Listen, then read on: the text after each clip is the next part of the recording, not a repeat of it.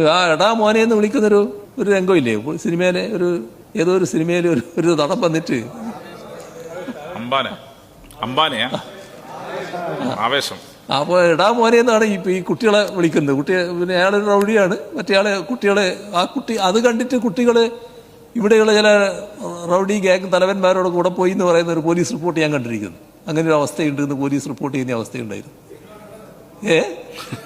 കണ്ടില്ല എന്നുള്ളതല്ല, ഇങ്ങനൊരു അവസ്ഥയുണ്ട് എന്നർത്ഥം. ആ സിനിമ ഞാൻ കാണാൻ റെഡിയായിരുന്നു, ഒരു ഘട്ടത്തിൽ ഞാൻ കണ്ടിരുന്നു. അപ്പോ സീരിയലും ചലച്ചിത്രങ്ങളും ഉളവാക്കുന്ന ദുസ്വാധീനങ്ങൾ വളരെ വലുതാണ്. ഈ വയലൻസ് ഒരു ആഘോഷിക്കപ്പെടുന്ന നില, ഇത് സ്വാഭാവികമായും പരിശോധിക്കാനാവണം. പരിശോധിക്കേണ്ടത് സെൻസർ ബോർഡാണ്. അവരെന്താ പരിശോധിക്കുന്നത് നമുക്കറിയില്ല.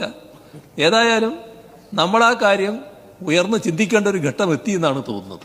ഏറ്റവും കൂടുതൽ അക്രമവും കൊലയും നടത്തുന്ന ആള് ഹീറോ എന്നൊരു നില, അത് ഒരു തരം ഹീറോ വർഷിപ്പ്. അതിന്റെ ഭാഗമായി എല്ലാവരെയും തല്ലി ഒതുക്കലാണ് ഒരു മഹത്വം. അങ്ങനെയാണ് ഞാൻ മാറേണ്ടത് എന്ന് ചിന്തിക്കുന്ന കുട്ടി. ഇങ്ങനെയൊക്കെ മാറുകയാണ് കുട്ടികളുടെ ഒരു മാനസികാവസ്ഥ. കുട്ടികളുടെ മാനസികാവസ്ഥ ഈ തരത്തിലാകുന്നതിന് പല കാരണങ്ങളുണ്ട് എന്നുള്ളതാണ് യഥാർത്ഥ കാര്യം.